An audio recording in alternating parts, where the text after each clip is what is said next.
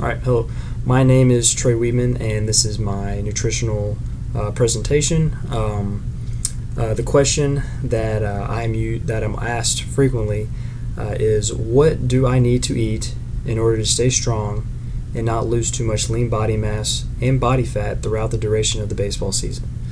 Okay, I'm asked this a lot from guys that are lean, obviously, middle infielders, outfielders, the leaner, good athletes, and that have trouble throughout the season keeping a decent amount of body fat and muscle. That's two things that are important to at least keep steady throughout the season, to remain healthy and strong, etc. So, first thing I do is I evaluate their eating habits. Not necessarily specific calories, anything like that, but I'm asking them what they eat throughout the day, just meals, how much per meal, when are you eating these meals, etc.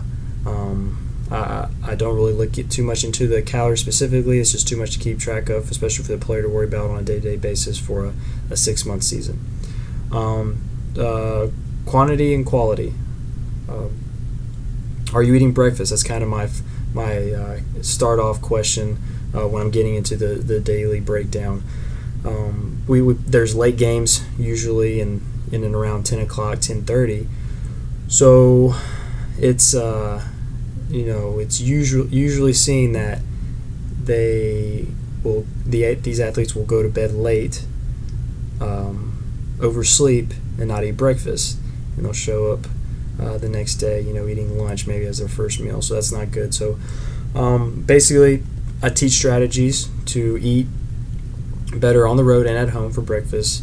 On the road, usually we're staying at a hotel that provides breakfast, and I encourage them to wake up at a specific time, go eat breakfast when it's allowed, and or when it's provided, and maybe go back to bed if they have to. But I encourage the breakfast to be eaten. I'll schedule workouts early in the morning, so they have to get up, they have to eat early.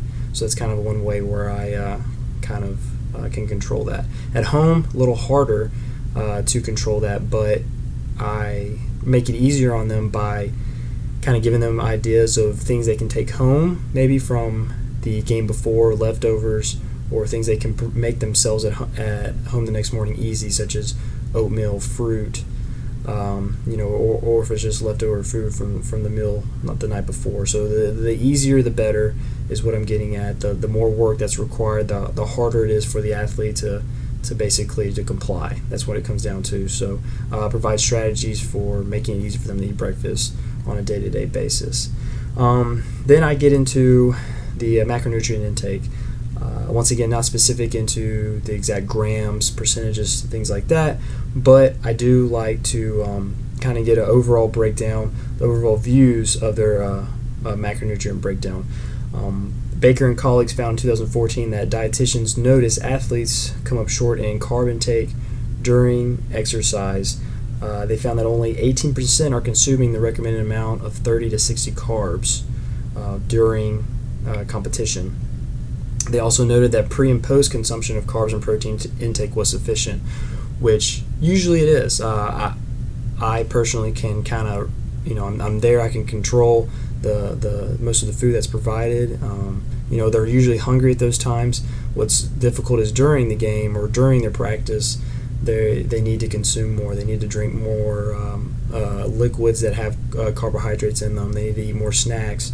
I provide protein bars, other sports bars, sports drinks, etc. So during the game, nutrition usually helps with the carb intake necessary to keep up their performance, lean body mass, etc. Also, our dietitian, she provides ideas for the athletes. So when I go by macronutrient breakdown, I can show them this table where it's not necessarily a carb, or it's not necessarily a gram percentage, but you can look at what their plate should look like. And in this instance, it's a hard training day, or specifically a guy that needs to work on his body weight by eating more the right way. So up here we have about half our plate is of whole wheats. These include pasta, rice, potatoes, cereals, bread, and legumes, and then a quarter of lean protein, poultry, beef, lamb, fish, eggs, low-fat dairy, soy, and nuts. Then the other fourth, vegetables and fruit.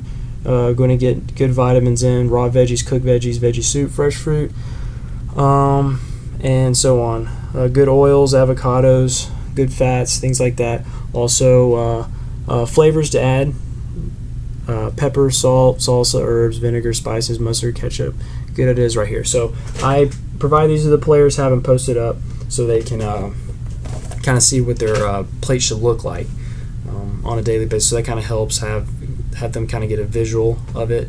Going off that, Zurab et al. Contributed to the importance of carb intake before competition, specifically noting that 75 grams of moderate glycemic carbohydrates 45 minutes before high-intensity exercise can improve capacity 10 to 16% compared to just water. So I believe that's an important amount and a significant percentage, especially for these players. They also noted that longer exercise bouts required more carbs, specifically 1.5 grams per kilogram body weight of carbs within 30 minutes. This improves glycogen resynthesis and helps muscle restoration and repair.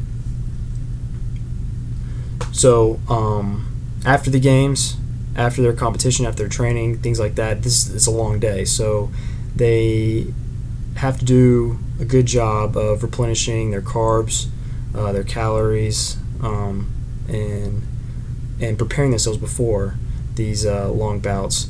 Kind of how Zurab said right here. This especially ties in helping the lean players recover on a daily basis and being able to train properly is what I'm getting at. Another macronutrient that's very important in the diet, especially for these types of players, is protein.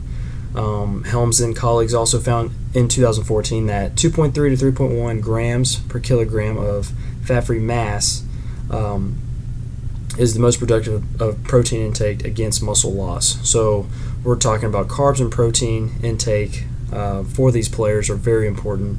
The one problem they run into with protein is with eating that large amount.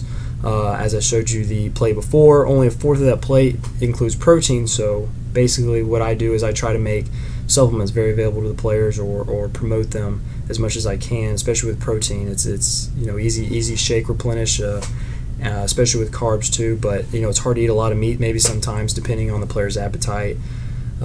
Meals provided, if it's hot outside, they may not have an appetite to eat a bunch of meat or a plate of food. So sometimes supplements are needed. Going off of the hot days, hydration is another way to help these players that are low body fat keep up with their health. Low body fat, you're going to need more water. You're